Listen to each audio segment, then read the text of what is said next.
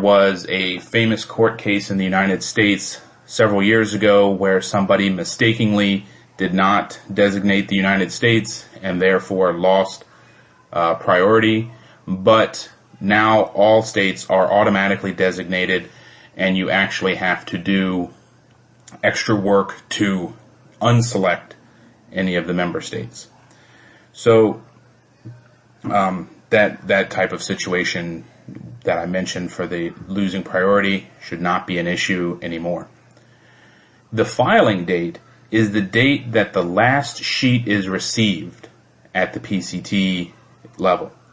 So this is important because if you file an application that does not include all of the necessary information, you have not yet received your filing date.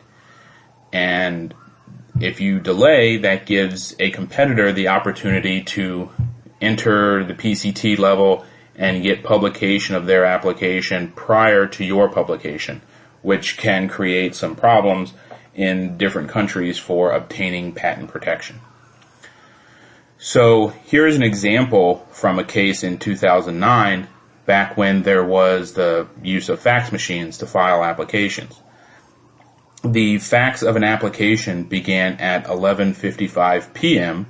Geneva time, which is the time zone that WIPO uses, and the last sheet was received at 12:05 a.m. the next day. As a result, the PCT was given the filing date of January 1st, 2010. So this clearly shows that the PCT WIPO office very much enforces this rule.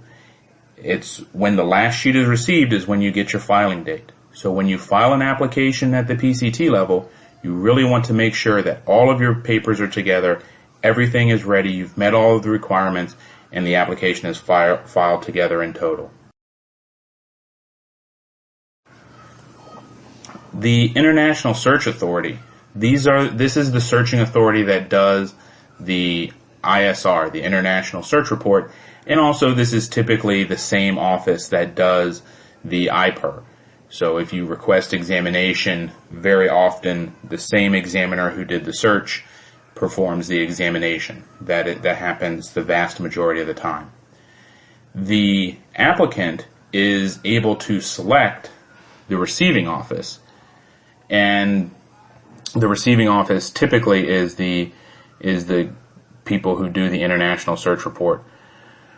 You have the USPTO is an eligible office to select, Europe, Japan, Korea, China, Canada, Australia, and some other ones.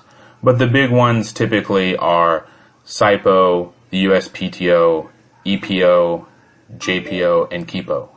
So, and people typically use, like I said before, the International Searching Authority that is in their own country because it avoids translation costs initially and allows easier communication with the examiner.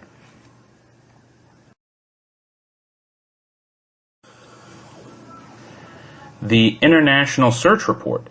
The International Search Report is published with the PCT application, as I mentioned before.